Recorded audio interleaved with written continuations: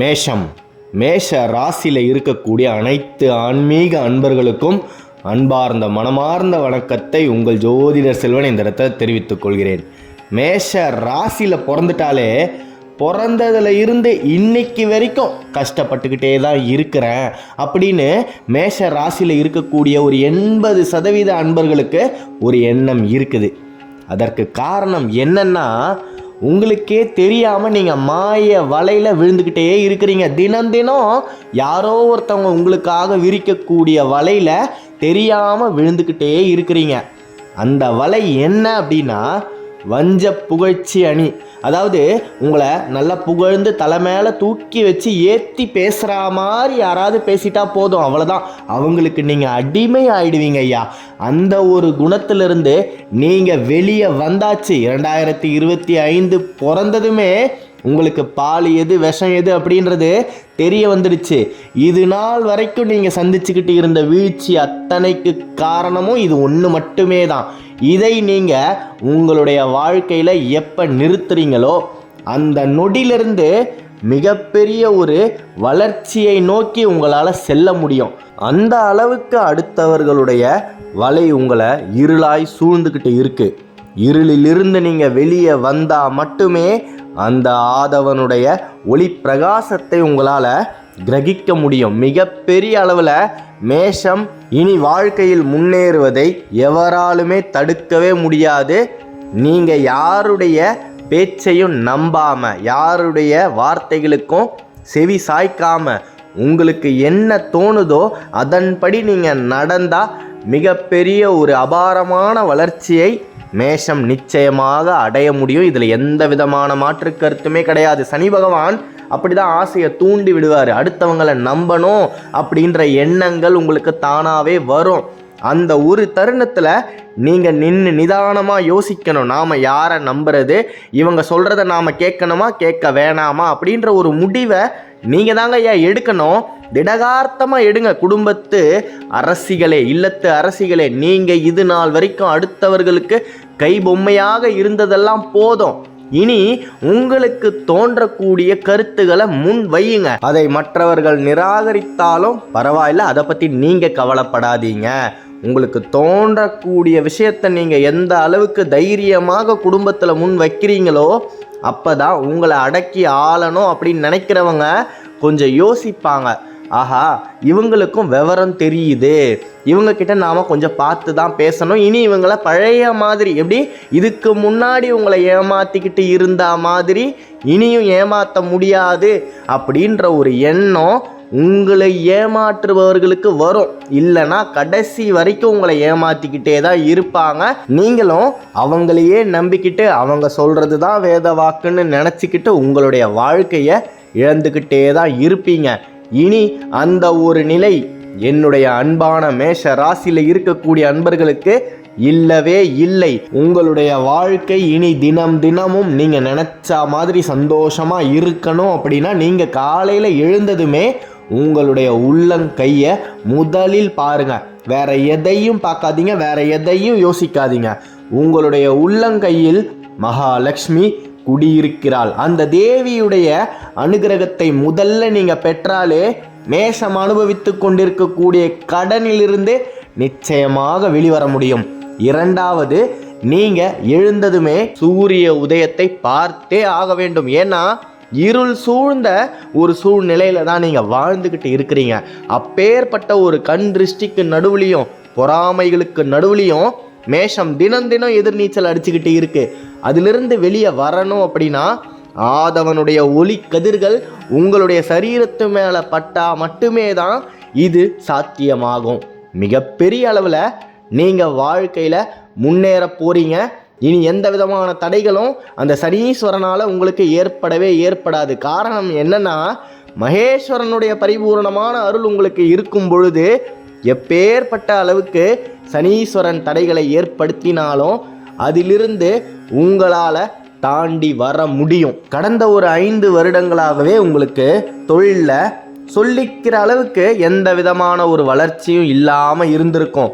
இனி வரும் காலங்களில் நிச்சயமாக உங்களால் தொழிலில் வளர்ச்சியை பார்க்க முடியும்.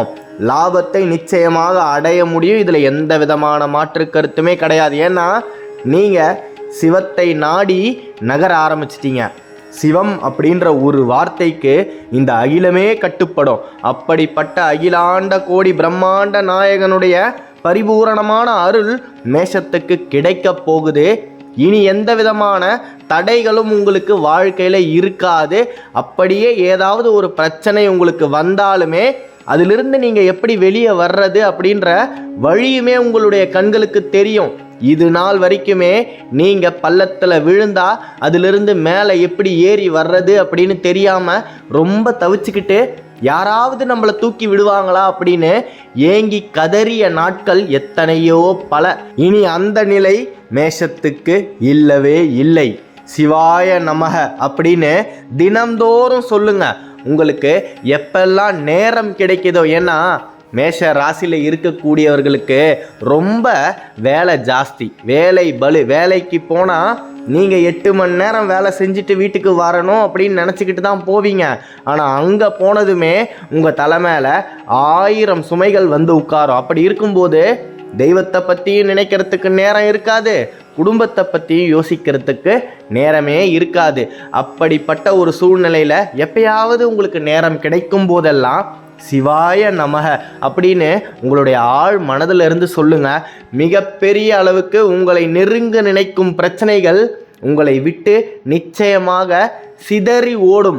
மிகப்பெரிய அளவில் மேஷம் வாழ்க்கையில் ஜெயித்தே தீரும். இதில் எந்த விதமான மாற்று கருத்துமே கிடையாது. நீங்கள் வீட்டுக்குள்ளே வந்ததுமே யாருக்கிட்டேயுமே பேசாதீங்க. உங்களுடைய பின்புற பாதங்களை நல்லா நீரில் கழுவிட்டு அதுக்கப்புறமா பூஜை அறையில் போய் நின்று சிவாய நமக அப்படின்னு 3 முறை சொல்லிவிட்டு உங்களுடைய அன்றாட வேலைகளை நீங்கள் ஆரம்பிச்சுக்கோங்க. ஏன்னா நீங்கள் வெளியில் போகும்போது தான் உங்களை பிரச்சனைகள் வந்து அப்படியே கவர்ந்துக்கும். நீங்கள் மறுபடியும் வெளியிலேருந்து வீட்டுக்குள்ளே வரும்போது அந்த பிரச்சனைகள் உங்களோடையே வரும். அதனால் அப்பேற்பட்ட பிரச்சனைகளை நீங்கள் ஜலத்தில் அலம்பிட்டீங்கன்னா அந்த ஜலத்தோடு அதுவுமே ஓடிவிடும். மிகப்பெரிய அளவில் குடும்பம் நிம்மதியாக இருக்கும். மேஷ ராசியுடைய குடும்பத்தில் இனி எந்த விதமான குழப்பங்களும் இருக்காது. மன சஞ்சலங்கள் நிச்சயமாக இனி மேஷத்துக்கு இல்லவே இல்லை. நீங்கள் அனுபவித்த நரக வாழ்க்கை முடிந்தது. அந்த ஈசனே உங்களுக்கு பக்க பலமாக தக்க பலமாக வந்து துணையாக நிற்கக்கூடிய காலமும் நேரமும் கணிஞ்சி வந்தாச்சு. இந்த அகிலமே பார்த்து பிரமித்த ஒரு மிகப்பெரிய மாபெரும் சிவபக்தர் குபேரனாவார். அந்த குபேரநாதனுக்கு வியாழக்கிழமை தோறும் மாலை 5 மணி முதல் 6 மணிக்குள்ள வடக்கு திசையை பார்த்தா மாதிரி விளக்கை ஏற்றி வேண்டும் பொழுது மனசுல சிவபெருமானை நினச்சிக்கிட்டு நீங்க வேண்டுனா நிச்சயமாக அந்த குபேரனே உங்களை கையை பிடிச்சி மேலே தூக்கி விடுவார். ஏற்பட்ட நஷ்டங்களில் இருந்தும் நீங்கள் அனுபவித்து கொண்டிருக்கக்கூடிய கடனில் இருந்தும் நிச்சயமாக உங்களால் வெளியே வர முடியும். செல்வத்தை மிக பெரிய அளவில் எல்லாரும் பார்த்து பிரமிக்கக்கூடிய அளவுக்கு உங்களால் சம்பாதிக்க முடியும். கடன் பட்டார் நெஞ்சம் போல் கலங்கினான் இலங்கை வேந்தன். அந்த ராவணனே இந்த முறையில் தான் ஈசனை மனசில் நினச்சிக்கிட்டு குபேரனை நாடி வழிபட்டதா புராணங்களும் இதிகாசங்களும் சொல்லிக்கிட்டு இருக்கு. மிகப்பெரிய ஒரு தேவ ரகசியம் இன்னைக்கு மேஷத்தை தேடி வந்தது இந்த பிரபஞ்சம் எடுத்த முடிவு. ஆகையால் இனி மேஷத்துக்கு எந்த விதமான கஷ்டமும் இல்லை. வாழ்க்கையில் நீங்கள் வளர்ச்சியை மட்டுமே தான் பார்க்க போறீங்க. நம்பிக்கையோடு இருங்க. எதிரிகளுடைய சூழ்ச்சியிலிருந்தும் மாய வலைகளிலிருந்தும் அந்த பரமேஸ்வரனுடைய திரிசூலம் உங்களை காத்து ரட்சித்தே தீரும். இதில் எந்த விதமான மாற்று கருத்துமே கிடையாது. நிச்சயமாக மேஷம் வாழ்வில் ஜெயித்தே தீரும். ஜெயிக்க பிறந்த ராசி தான் மேஷம். அடுத்தவர்களுடைய பொய்யான பாசத்துக்கு தயவு செய்து இனி நீங்கள் தலை வணங்காதீங்க. உங்களுக்கு தோன்ற விஷயத்தை நீங்கள் தாராளமாக செய்யுங்க. அதற்கு எந்த விதமான எதிர்ப்புகளும் நிச்சயமாக வரவே வராது. நீங்கள் தயக்கமாக இருக்க அடுத்தவர்கள் உங்களை அடக்கி ஆளணும் அப்படின்னு நினச்சிக்கிட்டே தான் இருப்பாங்க. நல்லதே நடக்கும். ஜெயம் உண்டாகட்டும். அடுத்த காணொளியில் விரைவில் சந்திப்போம். மேஷ ராசியை பற்றி நீங்கள் தொடர்ந்து தெரிஞ்சுக்கணும் அப்படின்னா இந்த சேனலை சப்ஸ்கிரைப் பண்ணிக்கோங்க. தென்னாட்டுடைய சிவனே போற்றி, எந்நாட்டவருக்கும் இறைவா போற்றி. நன்றி.